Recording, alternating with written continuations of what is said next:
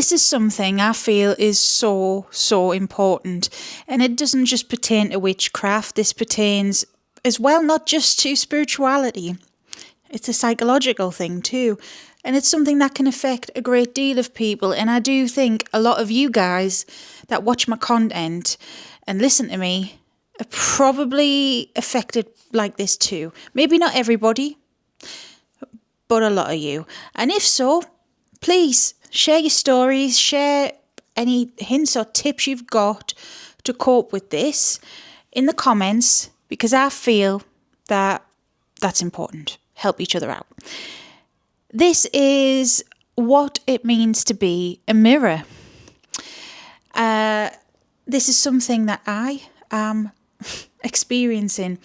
I've kind of known this about myself for a long time, but I've found it hard to put into words, to accept, and to talk about, to be honest, because some of this feels a bit like being scapegoated. Some of it feels like I'm gaslighting even myself.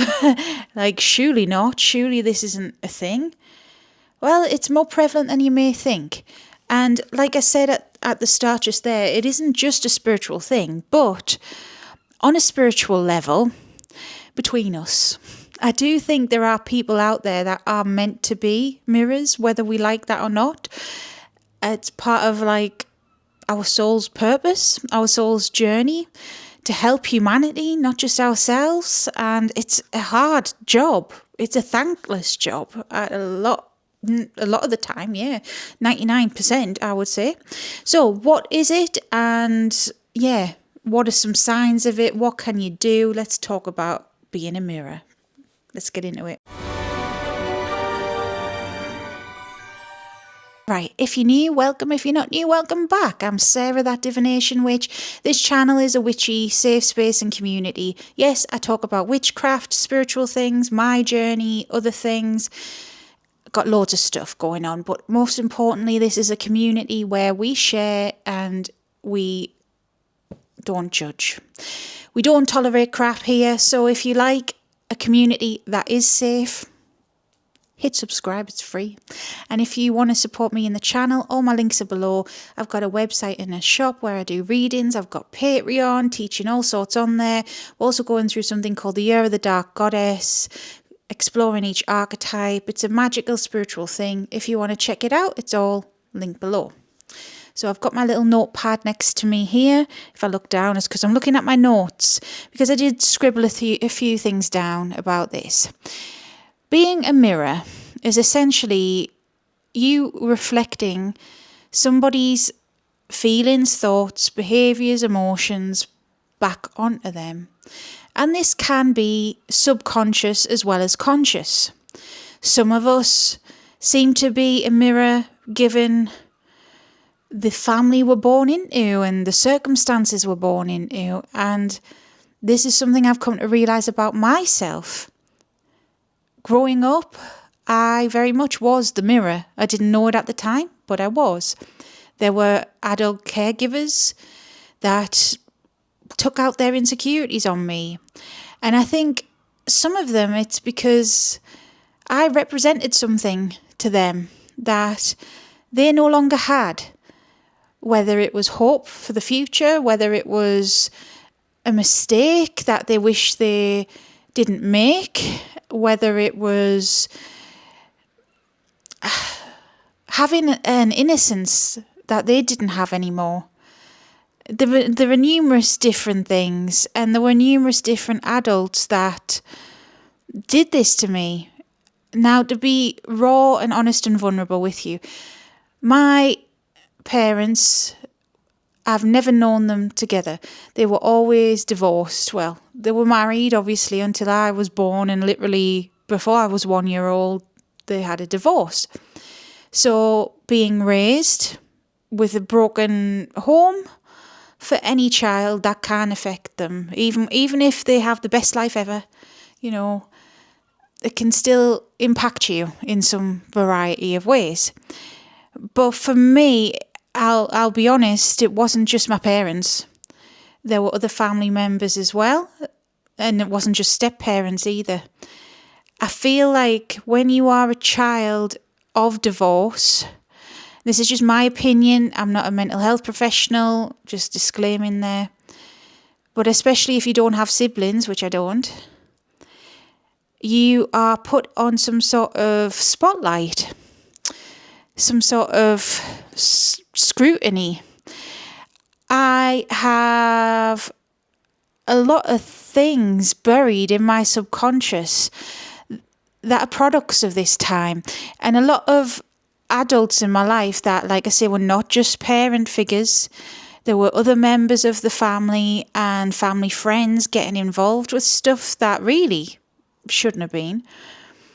And it opened the doors for a lot of projection onto me as a kid. And I feel on a spiritual level that I was brought into this world to kind of reflect this back on people. And there might be somebody listening who feels the same. And I do feel like this is a kind of job role on a soul level. Some of us are mirrors, and it's not easy. We normally don't have the best start in life, especially sometimes well into life, before we can realise and cope ourselves, because this for me was very much subconscious, very much, to an extent not asked for. I wasn't doing this on purpose since being a kid, and now I know I do it even today. Even through YouTube, there are times people project stuff onto me. Now, in a psychological level, you can call that a parasocial relationship, but it happens more often than I'd like it to happen, to be quite honest, and it makes me sad. It's not always angriness and nastiness. Sometimes it's vulnerability. Sometimes it's emotion. I won't divulge the vulnerable things. I'm not cruel. But a lot is placed on me, and it's because I hold a mirror up to people and shine. Maybe their insecurities, what they're lacking, maybe envy sometimes back onto them. And I don't mean to. When I'm sharing my videos, I'm just living my life. And I'm not saying this in a narcissistic sort of way, but yeah, that's what being a mirror basically is. And yes, there are psychological things that you can say to explain all of this. Even as a child, like my story I gave you there, you could say, well, these adults were insecure. You could say that they had issues, and they probably did and do. But still, that happened to me. And whatever you want to label it as, it is reflecting behaviours back onto those people without realising, subconsciously. What I've noticed being a mirror in general on a subconscious level is you trigger somebody's shadow. We all have a shadow, and it's in Jungian psychology that the shadow side of us is all of our insecurities, our repressed feelings, emotions, sadness, depression, anger. The things we don't like about ourselves, we suppress and we have it in the shadow. So to be an unconscious mirror is you triggering these things in other people, their shadows, getting a rise out of it. So you could just be a really bubbly, confident person, for example. This is just an example I'm giving. You could be like that and just be living your life, doing your thing. But somebody else could see that, feel threatened, feel envious, feel jealous. People's shadows are fickle things. You could just be not even interested in this other person, but this is where bullies, a lot of them, stem from. Their lives are so, sad. They've got their own insecurities. They want to pick on others to bring them down to their level. It's the shadow being triggered. Now, for all there is the subconscious form of being a mirror, which is the most common thing that I have encountered in people, there is a conscious form as well, which I am also partaking in as of late. And this takes guts, let me tell you. But this is holding people accountable for their crap. This is boundary setting. And it is not letting people get away with speaking to you some type of way or treating you some type of way. Also, if you are to do this, you have to be willing to accept your own flaws, because nobody's perfect. I'm not saying that. But being a conscious mirror is holding that mirror up to somebody and saying, you treat me like this, that is not okay. You made me feel this way, that is not okay. Now, when I say to do this, don't do it out of emotion. That's not being a mirror. That's being emotionally reactive. And that takes your energy and your happiness, and it makes you feel worse. An example I can give you, if you are, if somebody speaks to you like crap and it's uncalled for, any context, okay? Something is uncalled for and somebody's rude to you. You could snap back at them, argue back, but that more than likely will result in an escalation, an argument of some variety. And that will take your energy and it will not resolve anything, and it will not be you being a mirror.